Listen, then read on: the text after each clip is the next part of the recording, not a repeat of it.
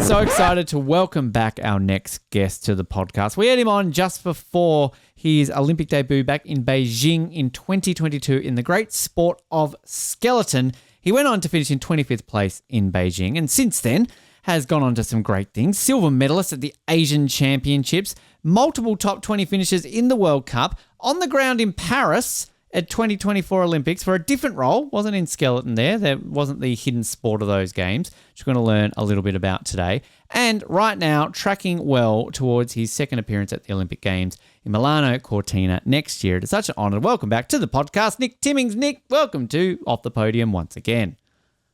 Thank you for having me. Yeah, great to be back.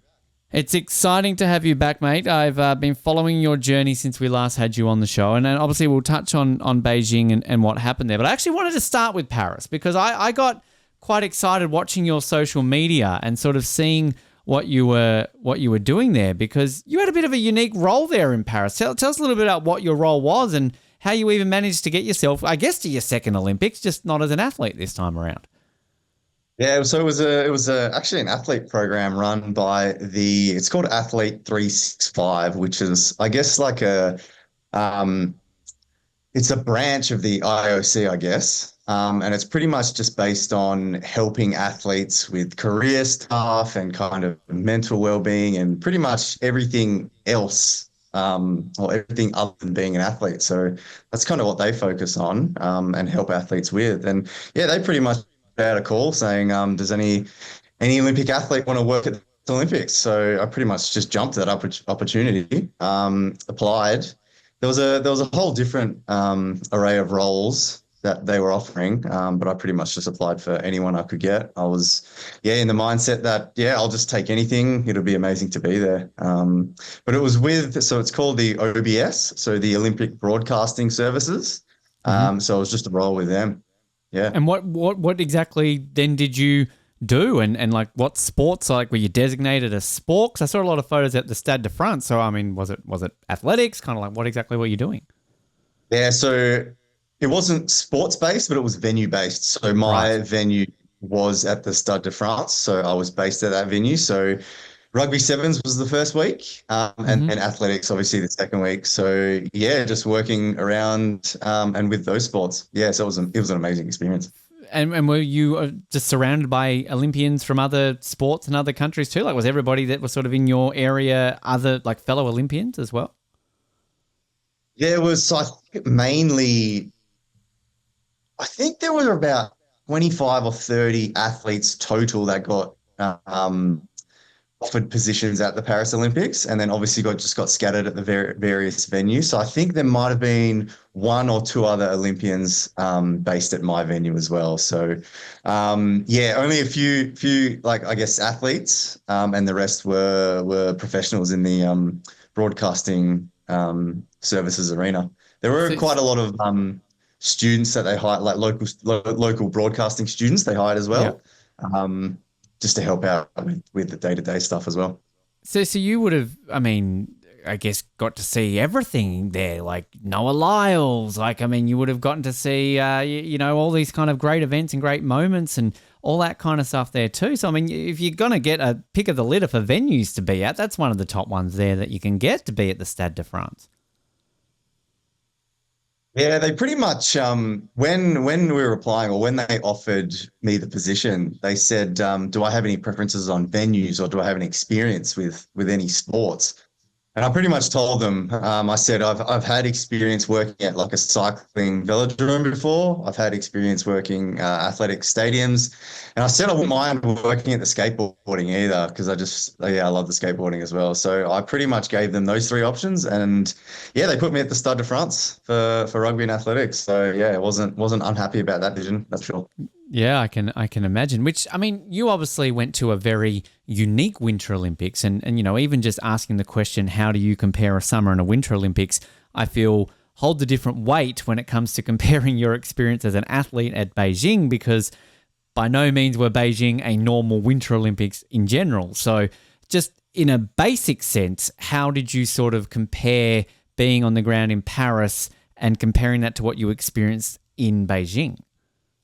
Yeah, so it's funny. I do get asked that a lot. Like, well, like, what was the experience like? Like, can you compare it to anything else? And I always tell people, like, I've never, like, I can't compare the COVID Olympics to a regular Olympics because I hadn't been to a regular Olympics. So I've got nothing to compare to, but um, it was very different there. A lot of challenges that, yeah, we wouldn't face in, I guess, normal competitions or normal competition seasons. So very different, but also I think even if it was, I guess, classified a regular Olympics, the experience I had in Paris would have been very, very different. And it was so interesting and really eye-opening to see just how much goes on in the back end. Like when you're because obviously the camera crews and all the media and the streaming and all that would have been the exact same in Beijing. But I just didn't see any of that. Obviously, and as an athlete, you're just so focused on your event and yeah, you just do what you need to do. But going to Paris really opened my eyes to just how much goes on behind the scenes and how much effort and work and money goes into really putting an Olympic Games together. So it was really cool to see, and it's a really cool thing to have seen both sides, and hopefully in just over a year's time I can get to see, I guess, what's classified as a regular Olympics again. So yeah, I'm excited for that. But yeah, amazing experience in Paris, but yeah, very, very, very different being on the back end of it. I bet you appreciate being in summer for once as well and not having to constantly be warming up all the opposite, really, because Paris was stinking hot. It was, yeah, very, very warm. And some of the trains in Paris, so a lot of the time we were getting around from just the public transport, getting to and from the hotel to the venues. And some of the trains in Paris don't have air conditioning. And you can imagine like an Olympic crowd just packed into a train. I was sweating. I sweated the most inside the trains than I did doing anything else. So yeah, yeah, it was very warm.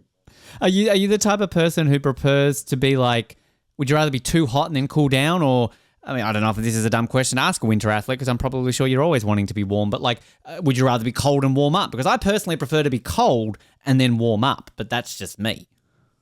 Yeah, no, I'm the same. Well, I think it's just easier. If you're Yeah. cold, you can put layers on, but if you get too hot, like there's only so much you can take off before that's it. Yeah. And yeah, Completely agree. sometimes I was just dripping in sweat and just literally couldn't do anything about it. So yeah, I definitely prefer to be cold and be able to warm up. Because it's interesting because you're obviously in Sydney. We recorded an episode earlier today with one of our co-hosts in Sydney, and he was telling me about like, quite warm there at the moment. I'm in New York, and I think right now it's about 2 degrees. And so, but I'm loving it. Like I'm absolutely loving it. You walk outside, it's bitterly cold. And, again, don't need to tell this to you. You're a Winter Olympian. You're obviously used to traveling the world and facing these conditions. But there's just something about it once you walk inside and you're absolutely freezing, your skin's burning, everything's gross. But then you just feel that warmth and you're like, it's toasty, it's nice. Whereas when it's hot and you put in an air conditioner, it's not quite that same feeling, is it? Yeah, well, there is definitely something about being like freezing outside and then yeah, walking inside to a warm house. Very, very comforting, I would say. Yeah, and like you said, if you walk into like my apartment here in Sydney doesn't have air conditioning, so I can't Oh, even really get that relief. But fortunately, it's not too warm in Sydney at the moment, so yeah, there's not too much extreme heat to endure at the moment. Yeah, that's good luckily. then. That's good. Give it time though, maybe, and we'll see how that summer goes. We're gonna go back to Beijing, of course, though, before we sort of talk about how you're tracking for Milan, because of course we had you on before Beijing. You go on, as I said, to finish in 25th place. Just, I mean, touching on what happened there from a performance base, because obviously we love hearing about everything outside of the competition and those experiences. But did you leave Beijing satisfied in terms of how you performed? Sort of, it's been a couple of years now. Sort of, you might have a different mindset if I was asking you this question probably 2 years ago, Nick. But I mean, sort of, how do you reflect on that performance from those games now? Yeah, like I wasn't definitely not satisfied with my final placing, but I think I'm very fortunate that my last run was a good one and was my best run. So my last run would have put me in 20th place, which is kind of where I was expecting to finish.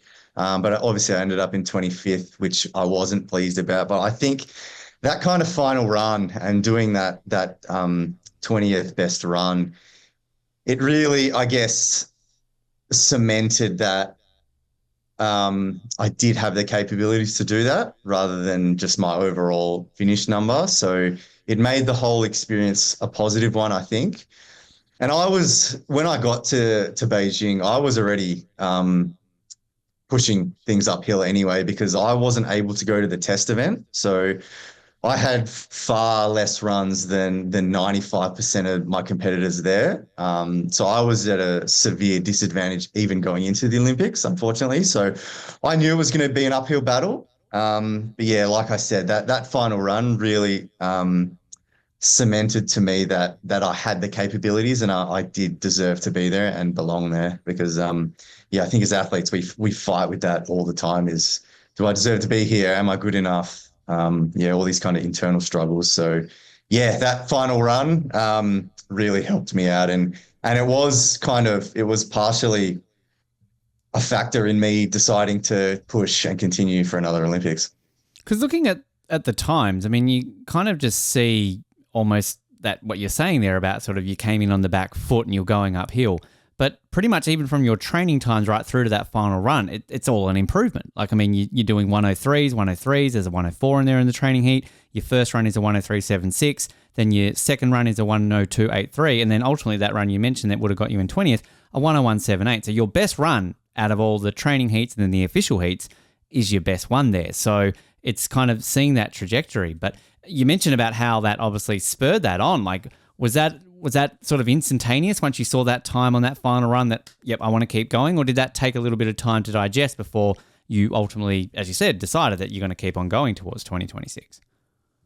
No, it wasn't, definitely not instantaneous. Yeah, like it was relief in that moment that I did put together like a decent run and a decent time, but it probably took me a year to decide Wow. yeah, if I really wanted to go again. Obviously I had to consider a lot of factors and there was a lot of things in my life changed after those Olympics as well. So yeah, there were a lot of considerations and a lot of factors that ultimately I guess molded together to help me make this decision. But yeah, probably took me about a year.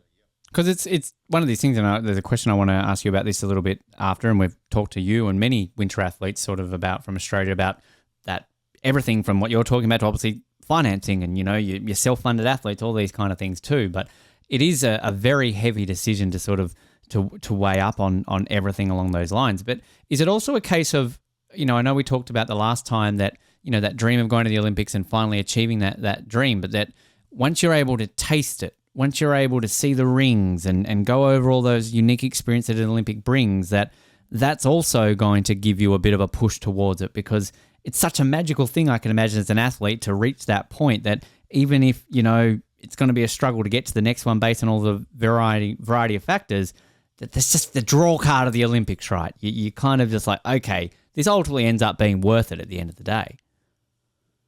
Yeah, absolutely. Yeah, yeah, definitely getting there. And I think the Australian Olympic Committee do a very good job of making it a big deal for the athletes and making us feel special and like rewarded for actually all the hard work that goes into it. So I think, yeah, they can definitely get credited towards probably not just me, but a lot of athletes like getting to the Olympics, seeing that kind of hype and the excitement and being like, wow, like people are appreciating, I guess, the sacrifices and their hard work. So yeah, going through that once makes you want to do it again. Yeah, for sure, 100%. Do you also find too, and I mean, it might be a question you can't really answer because you were obviously working for OBS and not for the Australian Olympic team, so you probably didn't really come into much communication with the Australian Olympic team in Paris. But given the team is so small in Beijing, it's obviously tight-knit community versus the, you know, there was, I think, 1,000 of us on the ground in total from the entire Australian team across Paris. So, like, that support that you're talking about also then connects you to your fellow athletes because there was 30, 40 athletes in total from the Australian team. So all of what you're saying, that support is even, you know, tenfold in a Winter Olympics team for Australia because there's not as many as there would be in Paris for a Summer Olympics. Yeah, that's true. But unfortunately, like in Beijing, there was 3 different villages. And so the Australian team, we had 43 athletes qualify. 43, and yeah. obviously you spread that across 3 villages. And I think ours consisted of the sliding sports, so bobsled, skeleton, luge, and then alpine skiing as well. So we had a pretty small contingent of athletes, so it was very small. But yeah, they did a very good job of trying to make everyone feel like it was a very like big team environment, and making sure that everyone felt like the other Australians from the other villages were watching, and they had these common rooms that had TVs in, and everyone was just watching all the events. So yeah, they definitely did a good job of trying to make it as much of a team dynamic and team environment as possible, even with COVID. Yeah, because I know every Australian we've had on after Beijing have said that, and they've also sort of said that mood, obviously our most successful Winter Olympics in terms of total medals won, and kind of what that sort of does to the mood there. And I can imagine the mood sort of where you're staying when Jackie gets that silver, obviously after your event, was pretty good. Not bad. Your teammate going on there to get a first ever sliding medal for Australia. So I guess that only added a little bit to the mood at the end of the day as well. Yeah, it was funny though. It's because of COVID, like we had to vacate the village within 48 hours of our event finishing. And the way the flights worked, the way my schedule worked, I finished my competition it was like 10 p.m. At night. I got back to the village, had to pack up all my stuff, and I was on a bus at 7 a.m. the next morning. So I was traveling when she did her second day. Because so she was the next day, wasn't she? Like that was like men and women's were baked. Wow. Oh, I missed it all. Yeah. Come on. So, I mean, were you on a plane when it happened? Were you watching back home? Like, I mean, when did you find out that she'd won a medal? I think I just saw it on socials or whatever, but yeah, I was just traveling. It was a travel day for me. Wow. Oh, that sucks. There's another way to put it there. Are you straight onto like WhatsApp or something? Send her a message? Like, are you trying to call? Like, what do you do at that moment then when you realize what she's done? I think in those moments, like everyone, especially like I was on the minor scale of it, but the amount of messages and things you get, you don't really do it in the moment. So you just kind of let it simmer and let everyone kind of, I guess, bask and enjoy the moments themselves. So yeah, I think as athletes, you kind of know that straight after the event or at the Olympics is probably not the right time to send the messages. I've got to, again, I'll talk about your experiences in a second here, Nick, and a question related to that in a moment. But we had Jackie on the show after her win, and I asked her a similar question about this, about just what that medal could do for the sport, like the exposure it brings and everything. And she said that she hadn't really seen much of a change if she was being honest about it, even though she won a silver medal. I'd love to hear your perspective of that, because obviously now Jackie's retired, you're still going in the sport, but did you personally, from your perspective, see any change, whether it be funding or more attention or anything, more people getting involved in the sport, or has it sadly not changed, even though we now have won a medal in skeleton at the Olympics? Yeah, unfortunately, yeah, she's right. Yeah, I haven't seen any increases in funding, or I still get nothing. So I actually get no funding to go over and compete, even though I am now an Olympian. So it is unfortunate. But I think our federation has done a fairly decent job of trying to recruit some new people, and I was part of that. So when I was just in Korea, there was an Asian Cup race, so it was a lower tier race. We actually had 3 new people come over and try the sport. So at the ground level, we are definitely trying to increase participation. I think it is working. But from that top level, yeah, it hasn't. Unfortunately, the medal hasn't changed. We haven't got any more programs or any more funding or anything like that, unfortunately. It blows my mind, Nick. It blows my mind, because we have so many stories on this show from athletes in, winter, summer sports that, get no attention in Australia. And it's constantly talked about that a medal would change this, or this would change this, and this would change this. And the fact that of all, if you were to put every Winter Olympic medal, or not even Winter Olympic, any medal that Australia has won at the Olympic Games, and you went from the prospect of an Australian winning that medal and the chances of doing it, I would argue that Jackie's skeleton win is probably the hardest medal Australia has ever won at the Olympics, summer or winter, because it's a sliding sport. Where's our nearest sliding track? There's nothing remotely close to Australia. And what obviously, any skeleton or a sliding athlete has to go through to travel the world and do all this sort of stuff. So the fact that level of exposure has not changed anything is just it's baffling me. It absolutely surprises the hell out of me. Yeah, it's tough. Yeah, like you would think, that you would receive more exposure, more assistance, more funding, all these kind of things. But yeah, unfortunately, just sometimes it doesn't work out like that. And being in the sport for so long, I know these things happen. So as an athlete, I just have to focus on what I can control and what I can do, and do my best to make sure that those things don't affect my performance as well. So unfortunately, it does happen. And yeah, it does hinder, I guess, the growth of the sport in Australia. But there's only so much I can do. If while there's still any competing. rich billionaires listening or watching this, after maybe giving us a bit of money, give the skeleton athletes some money too. Like, come on, like they, get it out there. It's a sport we've won medals in now. Like, come on. I hope we've got some billionaires watching. I don't think we do, Nick, but anyway, you never know. Got to ask the question at least. Your experiences are outside of the competition. I mean, again, unique games, and as you said before, you don't really have another games to compare it to. But do you get soaked up in things like pin trading, uniform trading, other aspects of Olympic life that sort of a lot of athletes get involved in when they're on the ground there in at Olympic Games? I wasn't. Again, unfortunately, we didn't actually get too many pins. So I think I only got. I know that feeling after Paris. Trust me. Yeah, the Beijing pins were pretty rare. So we only got, I think it was about 5 pins. So I traded mine with my close sliding friends on day one. And from the rest of the time there, people were coming up to me, oh, do you because obviously they couldn't get the Australian pins either because they were just so in demand. So every day I probably had about 4 people ask me if I had a pin to trade. And I was like, sorry, I've got none left. But fortunately, my close friends in the sport got the Australia pins. So I do like it. I do wish I had more to trade with the other teams. Yeah, it just wasn't the case, unfortunately. I'm literally wearing the logo on my chest, and I'm not trying to say this to disparage the Australian Olympic team and the Australian Olympic Committee, but can we sort this out for 2026? Because this happened to me in Paris too, Nick. This seems to be something that has tracked the Australian Olympic team recently. So again, in the politest possible way, please, can we get more pins for the Australians on the ground at any Olympics, summer or winter, right? We need to sort this out. Maybe it's a ploy, like supply and demand.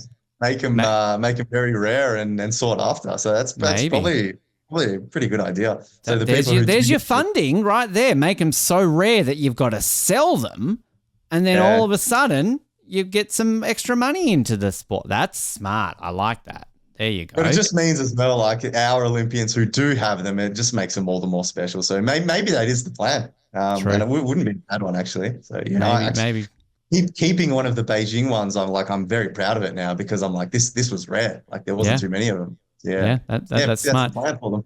Did you get your hands on a Bing Duen Duen? They were very rare on the ground. They sold out within like 5 minutes. So did you get one? They did. I didn't get one of the little plushies, but I did get a few other things, little mementos, and I still have one on my car keys actually. Yeah. That's where there's a great photo of your Instagram of you kind of like high-fiving sort of a Bing Duen Duen, which I thought was very clever. And you did do the opening ceremony, I believe, as well? Yes. Yeah. So that was one thing I absolutely didn't want to miss, was the opening ceremony. And fortunately for us, so for the men's skeleton, we had a day off training the following day from the opening ceremony. So there was nothing for me to worry about with being tired or fatigued or anything like that. So yeah, that was pretty much, one of the things I was like, I'm definitely going to do. Yeah. And I ended up walking in the opening ceremony, which was, just as amazing as I thought it was going to be. Which, again, unique experience. So obviously not really having a crowd there though, but I mean, I guess as an athlete, I remember the whole drama around that. That was around when Tali was sort of diagnosed, wasn't it? When she wasn't ultimately with COVID, but like there was a bit of a panic going. Like, do you remember sort of that situation and what that was like? Because I remember in the media it was all sort of like, somebody had COVID in the opening ceremony, or she wasn't there, and this could be spreading the team. Like, I mean, remember those beautiful days. But do you remember that whole experience around that? Now that you mention it, I do remember some things around that, and she couldn't go out and do some trainings, and obviously lucky enough she got the all clear to do the actual competition. But I think like when we were at the Olympics, everyone felt pretty safe. Like it was pretty strict with the mask rules, and to even go to the opening ceremony, we had to test. So we had to PCR test every single day we were at the Olympics, but to go Wow. to the opening ceremony, you also had to get another PCR test. So pretty much two tests in one day to go to the opening ceremony. So I think everyone who actually was there felt pretty comfortable. I think we all got used to those after a while, didn't we? You know, like it was just kind of up the nose. There you go. So the only time I will always have COVID connected to the Beijing Olympics because I was working as a researcher for Channel 7. And the only time I ever got COVID was being a researcher for Channel 7. I basically got it on, I think, like day 3 of the Olympics from memory. So I had to go and like do research from my hotel room for a week and then come back to the studio. So yeah, but COVID and Beijing will always be connected to me, but thankfully I was okay at the end of it. But you know, it does seem like such a world away now, though, doesn't it? Considering it's only 2.5 years, it really isn't that long ago. Yeah, not at all. And yeah, like just how much I think a lot of people have really suppressed those memories of those times because yeah, it was difficult for a lot of people. And yeah, I'm glad the world seems a bit more normal now. And yeah, every time someone asks me about Milan, I'm just like, I hope there's no more world pandemics. Yeah.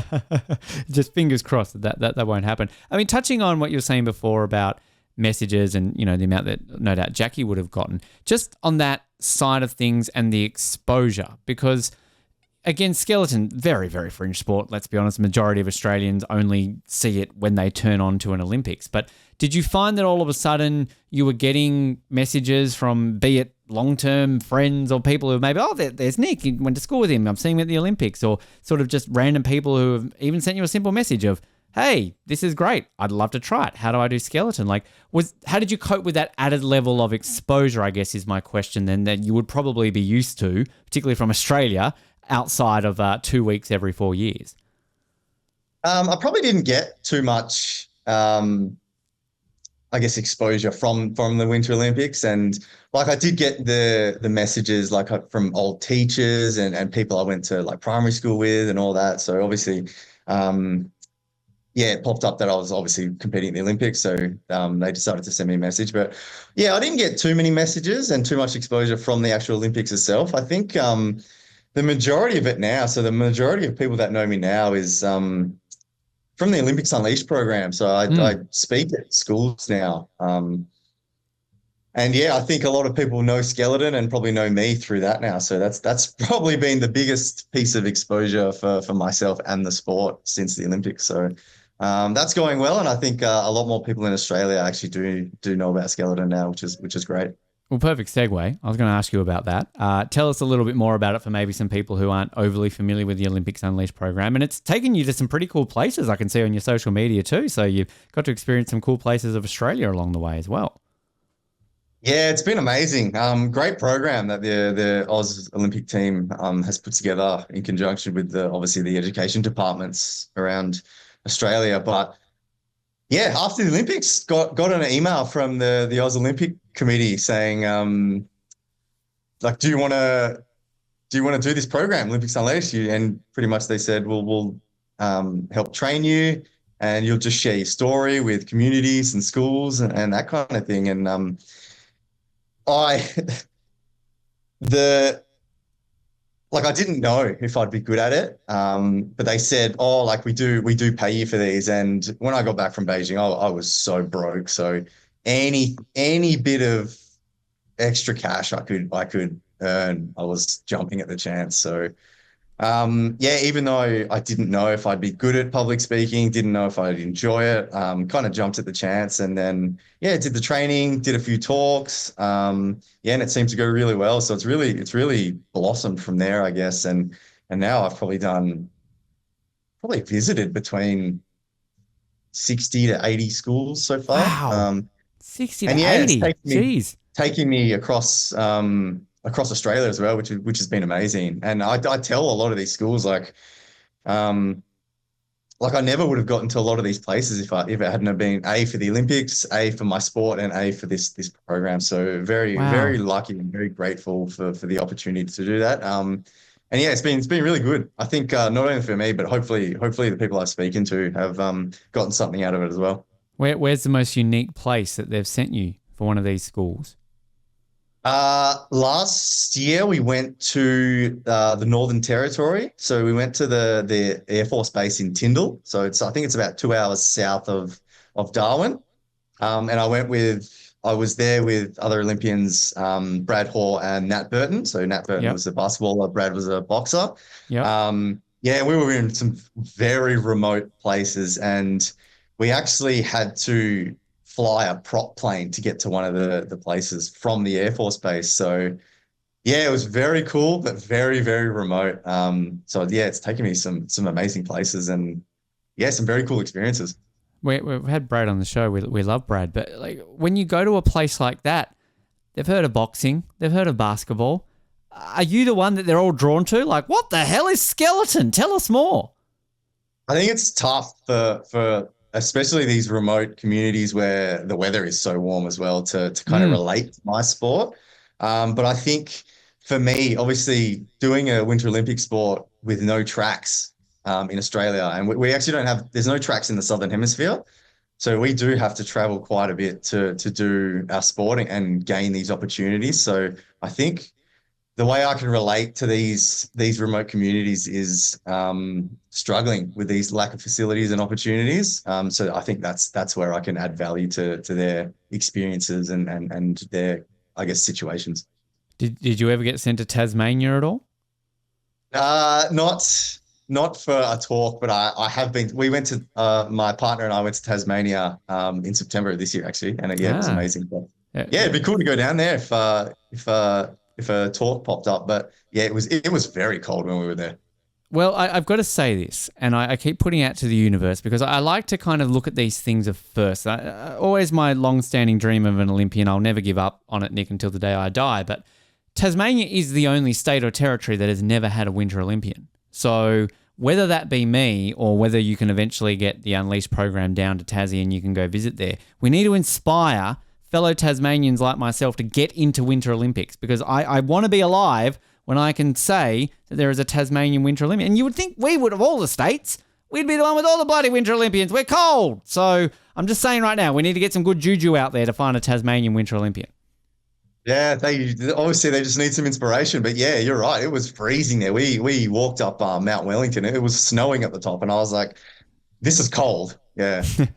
And when a Winter Olympian is saying it's cold, you know it's cold. Another fun fact for you, if you ever want to get into ski jumping, that is the only sport that Australia has never had a Winter Olympian in as well. So just saying, right. Okay. Ski jumping. We've had Nordic combined, which has ski jumping in it, but never an actual ski jumper. So just ticking off the first along those ways. As we get closer, obviously, to 2026, as I sort of touched on the intro there, some of your performances. I just want to touch on the silver medal at the Asian Championships. Tell us about the Asian Championships and what that meant to you to come away with the silver medal at that event. Yeah, so that was actually, so when I said I took a year off to consider life and my sport and all that, that was actually my first race back from the Olympics. And I kind of used that race as like I was testing if I still had the love for the sport, if I still had the drive and still had the hunger. And so that was kind of the race that I used to test these things and see if I still had it, see if I still had the love of the sport. And it was such a fun week. So I was with my coach that coached me in Beijing. He's now the head coach of Korea. So he was there with the Korean team. And one of my teammates, her name's Anna, she's from the Czech Republic. She was working with the Koreans and my coach, his name's Jeff as well. So she was there as well. So pretty much we had like the whole gang there back together. Like it was like an Olympic reunion for me. So I slid pretty well there and having them around made the week like super enjoyable, super fun. And I really had a good time. So that race is actually what kind of spurred me to go another quad and go for another Olympics. So yeah, it was not just the result, but overall, everything about that race and that sliding period was really good, and it really like mentally fueled me to continue on. I love hearing that. I love kind of hearing those moments that can kind of spark that one. And I love that you had a post actually at the time of us recording this very recently in the last week where you talked about returning to the Olympic track from 2022, and you got 23rd at the World Cup there. I mean, there's a separate part of that post that I want to talk about too, but like, I mean, you touched on about how proud of you are from that result, and like, how was it returning to the sort of, the scene of your Olympic debut, 2 and a bit years ago? Yeah, like it was. So we actually stayed at the Olympic Village. So we stayed at the Olympic Village while we were competing there. So Wow. walking through the village again, obviously there was a lot less people there, but fortunately there was no COVID protocols, which was nice. But yeah, it was quite, because it was so empty, it was quite eerie, but it was quite cool to be there at the same time and be back and just having all those memories again. And still, like, all the Beijing 2022 like signage and posters are all still up there. So it felt very familiar, and it was good to be back. And yeah, like obviously having slid there just for the Olympics, I didn't know if I still knew the track, if I was gonna remember my lines, remember the corners, anything like that. But yeah, training went pretty well. The race went pretty well as well. So yeah, overall, I was just happy to be back there. I love the story you told on that post as well, is that you added to this that not many people know or realize, but you were the only athlete there that had no coach, no video from training in that past week. You had no support from the winter sporting body back home, and that you basically, everything you're talking about here, that you had to fund your own coaches, your physios, your mum was there to help as well. Just everything that you're sort of touching on there. Like, people, go to Nick's social media to read the full post here.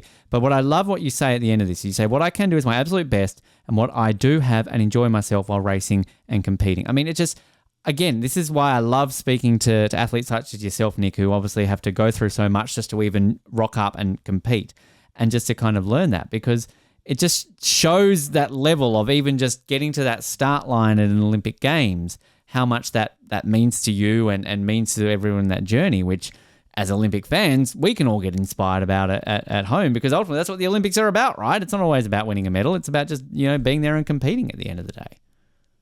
Yeah, and I think, like, having been to an Olympics now, I think, like, before making the Olympics, I think a lot of athletes, we probably question ourselves, like, am I doing this for the right reasons? Am I doing it for the love of the sport? Am I doing it for the love of the lifestyle and not just to get that badge of being Olympian? So I think after getting that Olympic qualifier and obviously competing in Beijing, it really kind of cements home to me now that every race I go to is because I'm enjoying what I'm doing. It's not just because I want to be an Olympian. So it takes a lot of pressure off as well. So not having to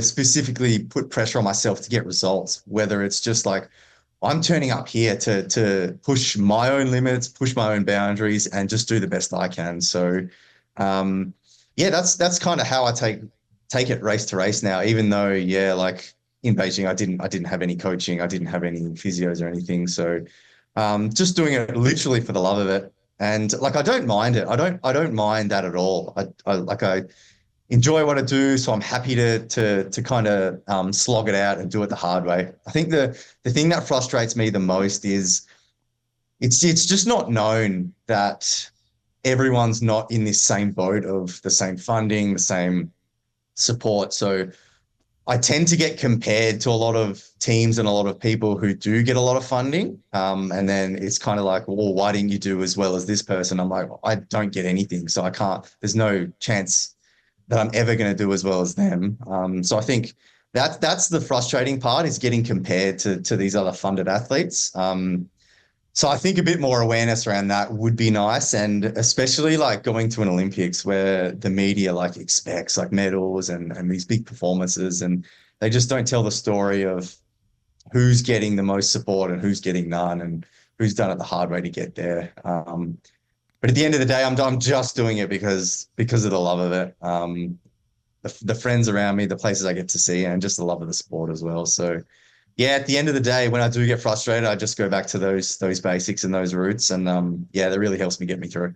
And you then get to slide down very fast, a nice icy chute head first, and who doesn't want to do that, right? It's extremely fun when it's going right, very painful when it goes wrong. Which I have to bring this up because I actually kind of have to give you a formal apology on behalf of one of our co-hosts on this show because I'm apologizing for what he was saying back in Beijing. I remember your first run. I think it was straight off the line. You hit the wall. It looked like pretty hard, but sort of like there was a bump in the wall, I think, from memory.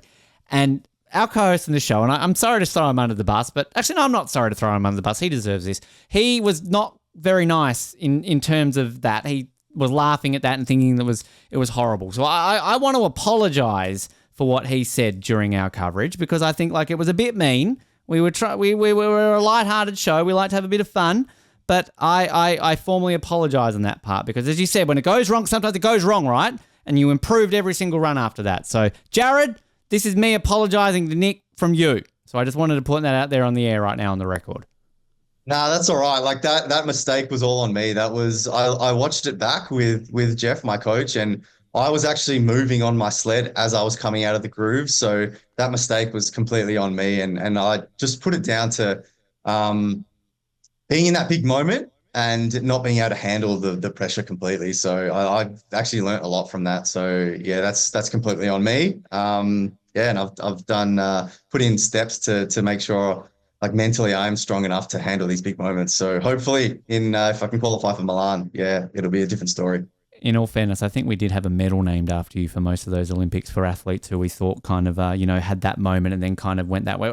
So you had a medal named after you for a while there, Nick. So positives kind of come out of that. Milan, where are we at? Like, I mean, we're recording this obviously a little over a year away from it. We've still got a long way to go. But I mean, what is the process? Because generally when we get, I feel, athletes on the show and we talk to them about qualifying for the next Olympics, we're talking within 6 months, maybe even closer. Obviously, we know with Winter Olympians, generally you don't even find out you're going until possibly a week or two before the Games. But this far out from the Olympics, Nick, what is your roadmap like to get you to a second Olympics? Yeah, so the schedule is out for the next Olympic qualifying season. So our qualifying season starts in November of 2025. So next November is when the qualification period opens. And then it closes, I think it's January 17th or 18th. So we've got that window there to qualify. Two weeks before the Olympics. That's insane.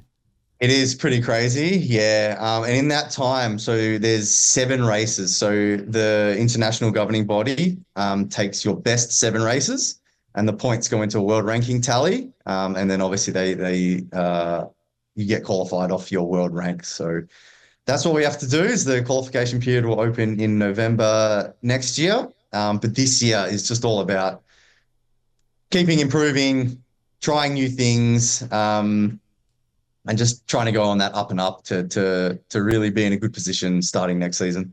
And when it comes to those spots, is it then based like just the top whatever number of sliders in the world, or then does it come down to regions? So like does Australia/Oceania have a guaranteed spot? Are we lumped in with another region? Like kind of how does that work then when it comes to those performances you're mentioning? Yeah, so a lot of Olympic sports have what's called like continental qualifications. So you just have to qualify in your region, like you said. But because of the danger aspect of bobsled and skeleton, there is no continental qualification. So everyone is in the same boat, no matter what part of the world you come from, and it's just off that world ranking. So wow, yeah, it doesn't matter if you're from Oceania, Africa, South America, anything like that. Everyone is in the same boat to get those qualifying spots. Do they cap it though? Because like otherwise that would just be top 20 Germans, right? Like I mean, we know they're good at sliding sports. Like there's got to be a cap on somewhere for some of these countries. Yeah, so the max a country can qualify is 3 spots. So if Germany have 10 people in the top 20, the 7 that are behind the top 3 won't get to go. Yeah. No, I know we've talked a lot about that. I know like Colin, our Canadian co-host, has often used the example of like he's a big mogul skier fan and he will use the example of like, the top 10 mogul skiers in the world might be Canadian, but they can obviously only send 3 of them. So therefore world number 11 is then technically number 4. So it's that whole system. One thing, I don't know if you know the answer to this, I'm trying to find an answer to it while we're on air, is there a track yet in Milan? Like weren't they going to ship it off to Switzerland or something like that? Like, I mean, they were having issues. The last thing I can see here is that it looks like they're building one, but I mean, what's the status of where you'll even be sliding when you get to Milan? Yeah, I think they're really doing a good job building it. Yeah, I think there was a lot of doubts and people, even when they said they were going to build it, a lot of people didn't believe them. But from the photos I'm seeing, yeah, they're doing quite a good job of getting it together. And I think the main concrete foundation is really coming together nicely. So yeah, I've got no doubts it's gonna be ready for the Olympics. I mean, yeah, I'm seeing the picture here. It's looking quite good because I mean, initially, like they were talking about maybe sending it to where they had the one in 2006 for Turin, but I think they've changed that into something else, haven't they? And it was such because obviously there are only like what 20 of these in the world, aren't they? Sliding tracks, or even less. There's not that many, are there? Yeah, less now. Yeah, there's probably like Calgary end up closing. The track in Japan, Nagano, doesn't get used anymore. So yeah, there's not too many. So yeah, hopefully they can get this one finished and completed, and yeah, hopefully we can get a good run on it before the actual Olympics. Because what does that do for you as an athlete? Like, do you like that uncertainty? Because it's a level playing field for everybody. Nobody's raced on this before. It's not just you. Or do you prefer to go to a big event like this where you know the track and you know what to expect? No, it's so much more of an advantage for us coming from these nations like Australia if there is a new track, because it's like all these other tracks, all the Europeans, all the North Americans, they just have so many training runs on these existing tracks, and we just can't match the amount of training opportunities they can get. So new tracks are definitely a benefit to us, just because it is a level playing field with the amount of training runs everyone else can get. With the exception of Italy, they're going to have hundreds more runs compared to everyone else, but everyone else is going to be on a level playing field. So yeah, I really like that. So I'm praying that they'll get the track together before the Olympics. Do we generally fear Italian sliders? Are they good? Are they ones that we need to keep an eye on, or do they need all the help they need these extra runs, Nick? They're very good. Yeah, okay. But having said that, no matter like the country that wins the bid for an Olympics, they always pump so much money into all their sports. So no matter who was hosting, their athletes were going to be good. So yeah, Italy, the Italian athletes will put on a good show at the home Olympics. That's for sure. I'm still being a massive advocate for us in Australia that Brisbane 2032 is a Winter Olympics. It is being held in Australian winter in July and August. Therefore, we should be having skeleton and bobsled and luge at the Brisbane 2032 Olympics, and then we can get our own sled, our own track, I should say, and our own sled. The sled would help on the track, and then we have one in our own backyard.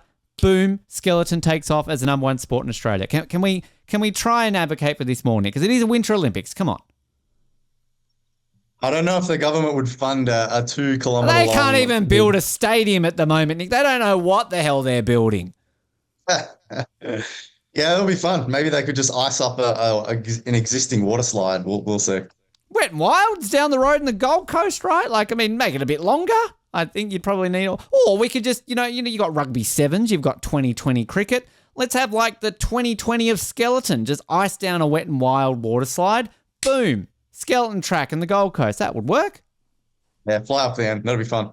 Yeah. We'll start a campaign. We've still got, 8 years till Brisbane? 7 years to go? And as I said, they can't even build a stadium. They don't even know what they're building. So anyway, Nick, if people want to follow the journey, obviously we'll tag you in this post and plug yourself last time. But again, social media, anywhere people can follow you up to date in the lead up to Milan 2026? Yeah, the main place I kind of post updates is just on Instagram. It's just n.timmings. Yeah, that's probably where I'm the most active. Any TikTok yet? Have you joined the TikTok trend? I do have TikTok, but don't use it too often. Yeah, there's not too many videos. I mainly, I don't even go on it to really watch much either. Like I've turned notifications off, so I kind of forget about it half the time. But yeah, I've joined TikTok. It's mainly because people send me videos and just to be able to watch it. Yeah, I honestly, we joined the trend just because it got us a couple of extra followers, and I'm exactly the same. I never watch anything until I post, oh, look, we've got a couple of follows or likes on there. Nick, mate, it's always a pleasure to have you on this show. We're going to cross all those fingers and toes and everything for you in the lead up to the Milan Olympics. And whether we get you on before again or we get you on after, we'll definitely get you on again at some point to talk about everything else in between. But thank you once again for joining us. Thanks for having me. Yeah, it's a pleasure. Yeah, hopefully next time we speak, yeah, there'll be that second Olympic qualifying mark, and on our way to Milan. That'll be great.